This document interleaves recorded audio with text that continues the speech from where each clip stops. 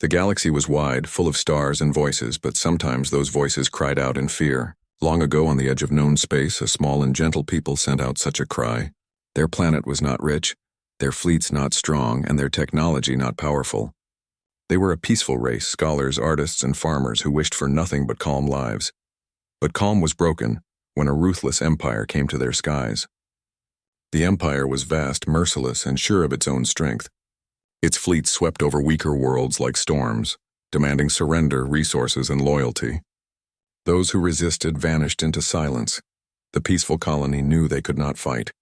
Their ships were few and their weapons too old. So in their last desperate hope, they built a signal. It was a beacon of light and sound, coded in the simplest way they could imagine, a cry for help repeated again and again. In the old tongue of their ancestors, they whispered one word into the void: help.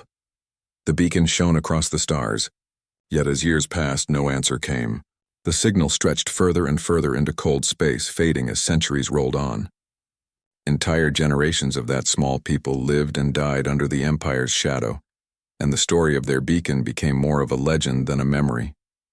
They told their children, "Once, we cried to the stars. Perhaps one day the stars will answer." But deep inside, most no longer believed. Who could hear such a faint call? Who would risk everything to come? Far away on a blue and green world orbiting a yellow star, the answer was waiting. Humanity, the children of Earth, lived on a planet unlike most.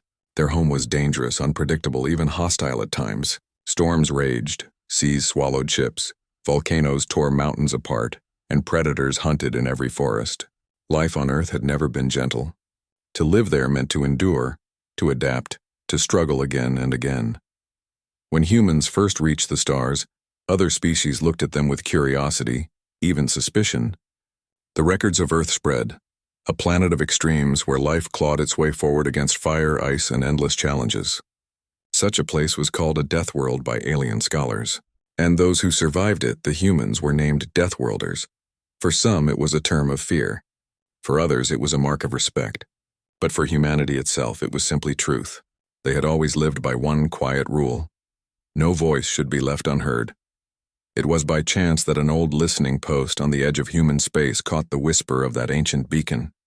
At first, the signal was so faint the machines nearly dismissed it as background noise. But one technician, a young woman named Amina, stayed late one night to listen closer. What she found froze her heart.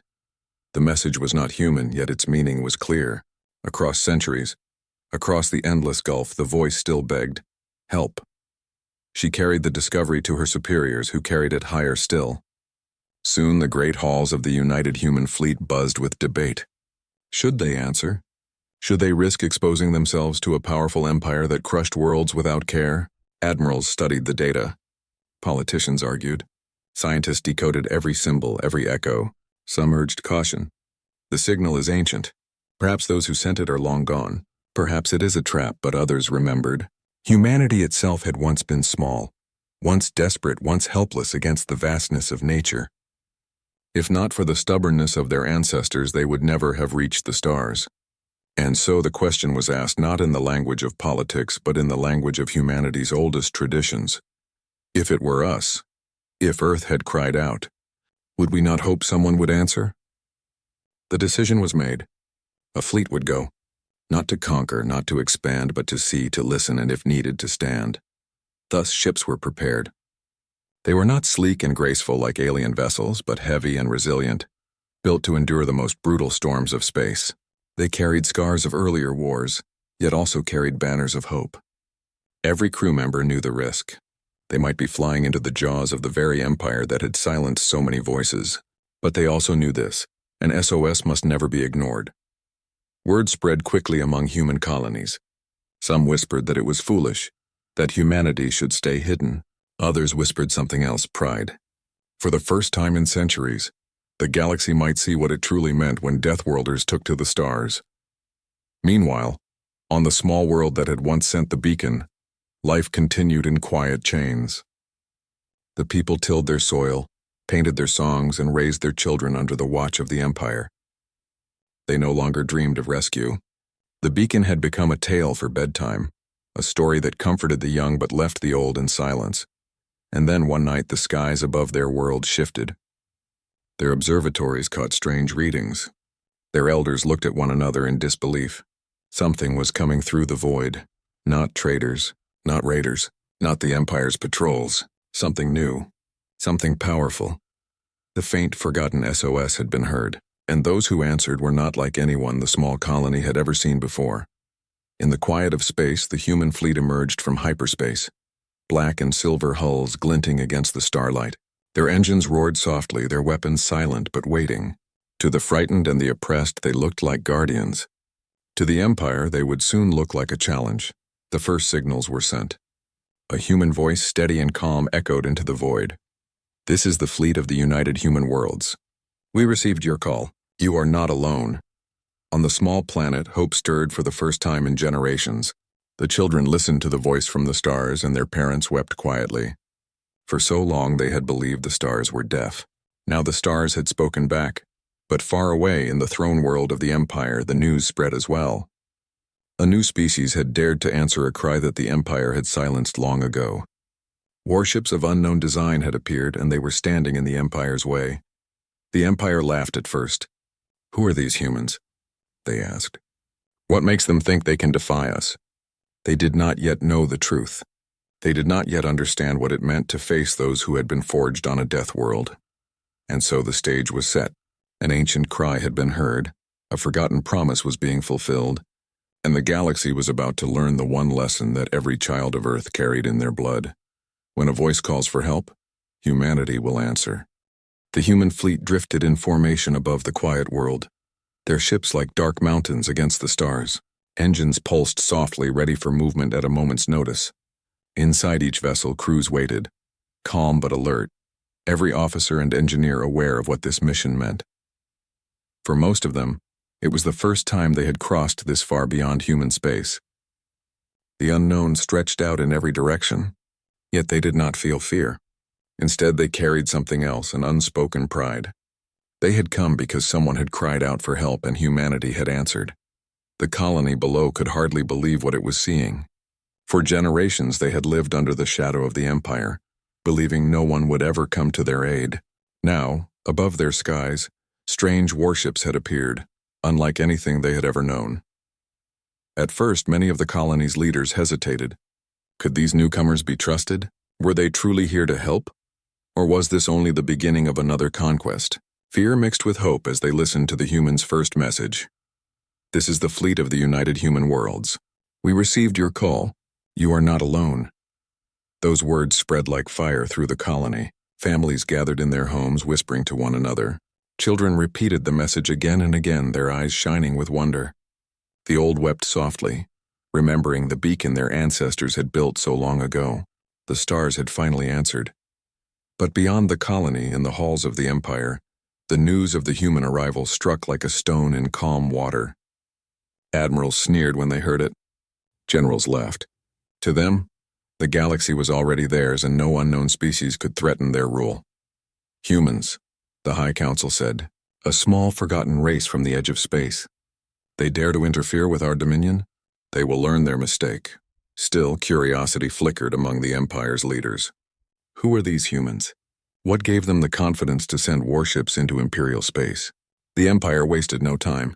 A fleet was dispatched toward the colony, its ships vast and gleaming. Banners of conquest stretched across their hulls. Their task was simple: confront the humans, demand their retreat, and if they refused, destroy them. Back in orbit, the human fleet prepared for what they knew was coming. Admiral Marcus Hale, commander of the mission, stood at the center of his flagship's command deck. He was a calm man, with years of experience in exploration and defense. His eyes studied the star maps, his mind already calculating every possibility. "Signals from the colony confirm the Empire is aware of our presence," his communications officer reported. "We expect a response within days." "Good," Hale replied softly. "Then we have time to prepare." Human ships were different from those of most species. Where alien vessels were often designed for elegance and efficiency, human craft were built for survival. Every hull was layered, reinforced, tested against the harshest conditions space could offer. Radiation storms, crushing gravity wells, meteor impacts. Human ships had been designed to endure them all. The crews themselves carried the same spirit. They had grown up in a galaxy that doubted them, on a world that tried to break them. To them, the mission was not just about answering an old signal. It was about proving what humanity stood for. As hours passed, first contact between the humans and the colony finally began. A meeting was arranged through secure transmissions. The alien leaders appeared on the screens of the human flagship, their faces filled with disbelief.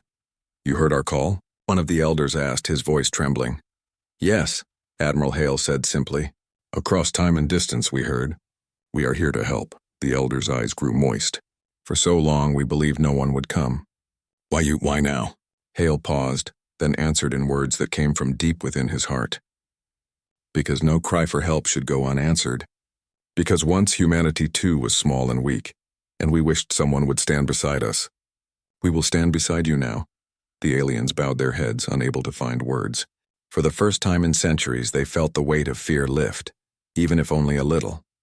But peace could not last long. Within 2 days, the Empire's fleet arrived. Their ships were larger than cities, armed with weapons that had crushed countless worlds. They entered orbit without hesitation, their arrival shaking the skies of the colony. A message boomed across the void. "Unknown fleet, this world belongs to the Empire. Withdraw at once or face destruction." On the human flagship, silence filled the command deck. Every officer turned toward Admiral Hale, waiting for his answer. Hale stood tall, his voice calm but firm as he sent his reply. "This world called for help. We will not abandon it. If you wish to bring destruction, know this. We will stand in your way." The Empire's admiral laughed at the message, dismissing humanity as nothing more than arrogant newcomers. But as the fleets faced one another, the galaxy held its breath. For the first time in living memory, someone had told the Empire no. The colony below watched in terror and awe as the standoff began.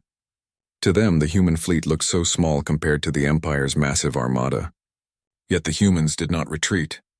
Their ships held position, steady and unshaken. Whispers spread through the colony. "The Deathworlders will fight. They are not afraid." In the Empire's command ship, officers studied the human vessels with curiosity. "Their designs are strange," one said. "Heavy, reinforced. Primitive compared to ours, yet stubborn." "Stubbornness will not save them," the Admiral replied coldly. "Prepare to fire." Back on the human flagship, Admiral Hale knew the choice had already been made. Diplomacy had failed. The Empire would not allow their presence, and humanity would not abandon the helpless. The path ahead was clear. He turned to his officers, his voice steady. "Remember why we are here. Not for conquest, not for glory, but because someone cried out. Hold the line. Show them what it means to be human." Across the fleet, crews tightened their grips, checked their systems, and prepared for what was coming. Engineers whispered encouragement to their machines. Pilots steadied their hands on the controls. Soldiers stood ready, not eager for battle but determined to endure it. In the silence of space, the two fleets faced one another. On one side, the Empire, vast and powerful, certain of victory. On the other side, humanity, smaller, untested in this corner of the galaxy, but unyielding.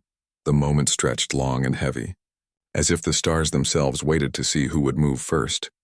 Then, without warning, the Empire's flagship fired a warning shot, a beam of energy that passed just above the human formation.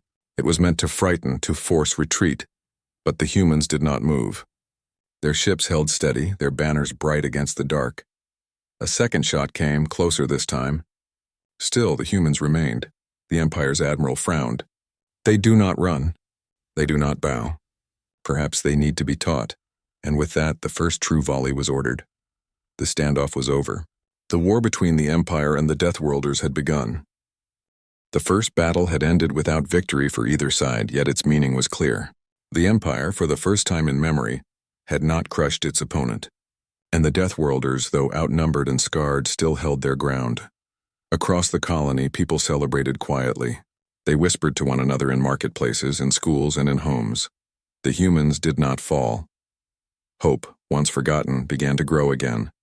For a people who had lived in fear for generations, even the smallest flame of hope felt like sunlight breaking through endless clouds. But Admiral Hale knew the truth. The first clash was only the beginning. Soon larger fleets would come. The Empire would not allow this insult to stand. Already, reports from human scouts showed massive movements across nearby systems. Reinforcements were gathering. On the command deck of his flagship, Hale stood before the star map, watching the glowing lines of approaching ships. Around him, his officers waited for his words. "They will come stronger," Hale said quietly. "They will come in numbers meant to bury us. If we stand still, we will be crushed." "So what do we do?" one officer asked. "We adapt," Hale replied, "as we always have. We turn the field itself into our weapon." Humans had always been resourceful. From the earliest days on Earth, when storms and predators threatened their survival, they had found ways to turn danger into opportunity. Now, in the vastness of space, the same spirit guided them. Hale ordered the fleet to spread across the system. Asteroids became cover, gravity wells became traps, and radiation belts became shields. Human engineers worked day and night, planting hidden mines, repurposing old satellites, and even using debris from the first clash to create false targets. Every stone and every shadow was shaped into a tool of survival. On the colony below, the people watched with amazement as humans transformed the space around them into a living defense. "They do not only fight with ships," one elder whispered. "They fight with ideas." Meanwhile, the Empire's second fleet approached. It was larger, stronger, and commanded by one of their most feared admirals. This admiral did not laugh at the humans nor dismiss them as weak. He had studied the reports carefully. He knew the Deathworlders were dangerous, not because of strength, but because of something rarer. They refused to accept defeat. "They are unpredictable," he told his officers. "But unpredictability cannot save them from overwhelming numbers. We will end this rebellion here." The Empire's ships entered the system, vast shadows blotting out the stars. They advanced in tight formation, confident in their power. The Admiral expected the humans to retreat before such force, but instead, the Deathworlders moved with surprising precision. The battle began not with a clash, but with confusion. Empire ships entered asteroid fields and suddenly found themselves under fire from hidden human positions. Mines detonated in carefully planned sequences, scattering formations and tearing through shields. "Where are they?" one Imperial captain cried out as his screens filled with false signals. "They're everywhere and nowhere." The humans struck quickly, then vanished into cover, forcing the Empire to chase shadows. Their ships darted in and out of debris clouds, striking engines and retreating before larger weapons could target them. To the Empire, it was chaos. To the humans, it was strategy. On the vigilant, young Elias grinned as he guided his ship through a field of broken rock, weaving so close that stones scraped against the hull. "They can't follow us here," he said. "Their ships are too big," his engineer laughed nervously. Too big, too slow, and too proud to admit it. One by one, the Empire's massive ships found themselves caught in narrow passages, unable to turn quickly enough, while the smaller, faster human vessels slipped through with ease. The battlefield had been reshaped, and now the advantage belonged to the Deathworlders. Still, the Empire's power was not to be underestimated. Their weapons burned bright, and each time they hit, a human ship trembled. Losses grew on both sides. The void filled with the glow of wreckage, yet even in pain the humans did not yield. On the colony below, the people gathered once more in their halls, watching the skies. Their fear remained, but something new burned within them. They saw the Deathworlders fighting not only for themselves, but for strangers they had never known. "Why do they risk so much for us?" a child asked. Her mother held her close and whispered, "Because that is who they are." The Empire's admiral grew restless. His fleet was larger, yet it was being bled slowly, turned against itself by clever tricks and relentless resistance. He gave the order to unleash their greatest weapon, the Dreadnought, a ship so massive it seemed like a moving fortress. Its guns alone could destroy entire cities in a single volley. The Dreadnought moved forward, its shadow stretching across the battlefield. Its first shot tore through space, striking a human cruiser and shattering it into fire. Silence filled the human comms for a moment as the loss sank in. On the flagship, Admiral Hale closed his eyes. He had known this moment would come. The Empire's pride and strength had arrived. If the humans could not stop the Dreadnought, the battle would be lost. He turned to his officers. "We cannot match it in power, but we can outthink it. Prepare the plan." The humans launched a desperate maneuver. Smaller ships darted close, weaving around the Dreadnought like insects around a giant beast. They struck at its sensors, its engines, its weak points. The dreadnought swatted at them with overwhelming fire, destroying some but never enough. At the same time, hidden charges planted on asteroids were detonated, sending waves of rock crashing toward the massive vessel. Its shields flared, its hull shuddered, but it continued to advance, unstoppable. Then came the final step. Admiral Hale's flagship moved directly into the dreadnought's path, drawing its fire. The crew held steady as blasts shook their ship, systems failing one by one. "Admiral," an officer cried. "We cannot take much more." Hale's voice remained calm. "Hold a little longer. Just a little longer." And then, at the perfect moment, the smaller ships unleashed their final strike. Torpedoes, beams, and mines all converged on a single point, the dreadnought's main power core. For a heartbeat, the battlefield was silent. Then the dreadnought erupted in a storm of light, breaking apart into 1,000 pieces. The Empire's fleet faltered. Their symbol of strength was gone, destroyed by a smaller, weaker force that refused to surrender. For the first time, doubt spread through their ranks. On the human flagship, cheers erupted across the comms. Crews embraced, shouting with relief and pride. On the colony below, the people wept openly, their voices rising in songs of hope. The Deathworlders had turned the tide. Admiral Hale, however, remained thoughtful. "This is not the end," he said softly. "The Empire will not forget. But today the galaxy has seen something new. They have seen that even the strongest can fall before those who fight for more than themselves." The stars burned quietly around them, bearing witness to the truth. Humanity had stood, humanity had endured, and humanity had turned the tide. The silence of space ended in a flash of fire. The Empire's fleet opened its first true strike, beams of energy and streams of plasma crossing the dark like angry stars. The colony below trembled as the skies lit up, their people watching in fear. To them, the human fleet looked so small, so fragile, compared to the Empire's endless strength. But the humans did not retreat. On Admiral Hale's flagship, alarms rang and screens filled with incoming data. Young officers called out ranges, speeds, and impact warnings. Yet through the noise, Hale's voice remained steady. "Hold the line," he ordered. "Do not waste fire. Make every shot count." The first blast struck the human ships. Shields flared, hulls groaned, but none broke. Human vessels had been built to survive more than battle. They were built to endure the harshest challenges of nature itself. On Earth, storms could rip apart cities, oceans could swallow entire fleets, and earthquakes could shatter mountains. The engineers of humanity had learned to build for survival, not beauty. Now that same strength held them steady under the Empire's assault. The alien admiral frowned. "Why do they not fall?" he muttered. He had expected the newcomers to scatter or be torn apart in the first volley. Instead, the Deathworlders held position, their ships glowing but unbroken. Then came humanity's answer. Across the fleet, cannons roared, torpedoes streaked into the void, and beams of focused light struck out. The humans' weapons were not as elegant or advanced as the Empire's, but they were clever, adaptable, and used with precision. Where the Empire fired to overwhelm, the humans fired to disable. Engines, shields, communication arrays. Each strike was measured, each one chosen to weaken instead of waste.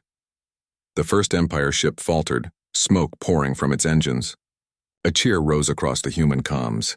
For the first time in generations, the colony below saw an Imperial warship crippled in their skies. The alien admiral's eyes narrowed. "So they have teeth," he said coldly. "Then let us see if they can bite twice." The Empire's ships spread into attack formations, their numbers far greater than the humans could match. Waves of fire crashed against the human fleet, and even the toughest hulls could not resist forever. One by one, alarms grew louder as damage mounted. Inside a smaller cruiser named Vigilant, young pilot Elias gritted his teeth as sparks flew across his console. His ship shook, metal groaning like thunder, but his hand stayed firm on the controls. "Shields at 40%, his engineer shouted. "Keep them steady," Elias called back. "We're not giving them the satisfaction." The Vigilant spun sharply, weaving between blasts, returning fire in quick bursts. Though outnumbered, the humans fought with a skill the Empire had never seen before. They were unpredictable, improvising mid-battle, turning what looked like desperation into opportunity. On the ground, the people of the colony watched in stunned silence. They had seen the Empire's fleets before, had watched them crush resistance with ease. Yet here, before their very eyes, the impossible was happening. The Deathworlders were holding their own. Still, the cost was heavy. Human ships burned, some drifting helplessly after taking direct hits, medical bays filled with injured crew, yet even those wounded refused to leave their posts unless forced. Every ship, every person carried the same determination: we do not run. In the Empire's command ship, frustration grew. The Admiral slammed his hand against the console. Why do they resist like this? They should already be broken. A quiet officer beside him studied the battle carefully. Admiral, perhaps it is because they are from a death world. Their history is survival. Perhaps they do not break because breaking is not in their nature. The Admiral dismissed the thought with a growl. No species can stand against the Empire. We will crush them soon enough. Back on the human flagship, Admiral Hale knew the truth. They could not win by strength alone. The Empire's fleet was too vast, its weapons too powerful. Victory would only come through something else, through resilience, through strategy, through humanity's ability to adapt. Target their coordination ships, Hale ordered. Cut their ability to command. If they cannot fight as one, they are weaker. The order spread through the fleet. Slowly, carefully, human ships shifted fire. Empire vessels began to scatter. Not from destruction, but from confusion. Their leaders could not give orders. Their formations broke apart. And for the first time, the Empire's armada looked less like an unshakable wall and more like scattered stones. Inside the colony's central hall, the leaders gathered around their screens. Hope filled their voices. Look at them, one whispered. The Deathworlders fight with fewer ships, yet they do not bend. Perhaps the Empire can be resisted. Hope spread like light through dark halls. The people, long silent and afraid, began to lift their heads. The humans were not just protecting them. They were showing them something they had forgotten. The Empire was not invincible. The battle raged on, hour after hour. Both sides bled, both sides suffered, but still the humans stood. Their ships bore scars, their crews grew weary. But no one spoke of retreat. On the Vigilant, young Elias laughed as his ship slipped between two Empire cruisers, delivering a strike that sent one spiraling away. They don't know what to do with us, he shouted. His engineer, sweat running down his brow, managed a grin. That's because they've never met humans before. At last, the Empire pulled back slightly, regrouping, unwilling to admit they had not yet won. The Admiral's pride burned, but even he could see the truth. The Deathworlders had survived the first clash. On the human flagship, Admiral Hale looked across the stars, his expression calm, though his heart was heavy. They had endured, yes, but this was only the beginning. The Empire would not forget this humiliation. More fleets would come, stronger and larger than the first. Yet even knowing this, Hale allowed himself a quiet smile. For today, they had proven something. To the colony, to the Empire, and to the galaxy watching in silence, humans might not have the largest fleets. They might not have the most powerful weapons. But they had something stronger: the will to endure, the courage to adapt, and the refusal to yield. The first clash was over. The war was just beginning, and somewhere deep in the Empire's heart, a seed of doubt had been planted. The battlefield was quiet now, but the silence was not peaceful. Debris floated across space, glinting in the distant starlight. The Empire's fleet, once a symbol of unstoppable power, now drifted in disarray, retreating back to their home systems to regroup. The dreadnought had been destroyed, and the smaller ships had suffered heavy losses. But the humans had endured. They had turned the tide, not just through strength, but through courage, strategy, and unity. Admiral Hale looked out from the bridge of his flagship, his eyes scanning the remaining fleet. The stars around them were filled with scattered wreckage, but the humans remained intact, a living testament to their determination. "Status report," he called. "Shields are stabilizing, sir." "Repairs are underway," the chief engineer replied. "Casualties are high but manageable." "The fleet is ready to move," Hale nodded. "Good. Prepare communications. We need to speak to the colony directly." Below them, the colony watched the stars with hearts full of hope. After generations of fear and oppression, they had seen what they thought impossible. Humans had arrived to answer their call, fought against the Empire, and survived. The people gathered in open spaces, holding hands, singing songs of gratitude. Even those who had never left the planet's surface felt the presence of the Deathworlders among them. Through secure transmissions, Hale's voice reached the colony. "You are safe. We will remain until you are fully protected. No one will harm you while we are here." Tears fell freely as the elders and children listened. For years they had whispered to the stars, praying that anyone would hear. Now their prayers had been answered. The Empire's retreat gave the humans time but not peace. Hale knew the war was not over. The Empire would return, stronger and more determined. Yet the humans did not fear. They had faced impossible odds before, and they had survived. In the following days, the humans worked tirelessly to fortify the colony's defenses. They repaired old structures, built new shelters, and installed protective systems capable of withstanding future attacks. Engineers trained the local population to operate simple defenses, teaching them that courage could be combined with knowledge to ensure survival. Admiral Hale walked among the people, observing their reactions. He saw hope in their eyes, determination in their faces. The humans had brought more than protection.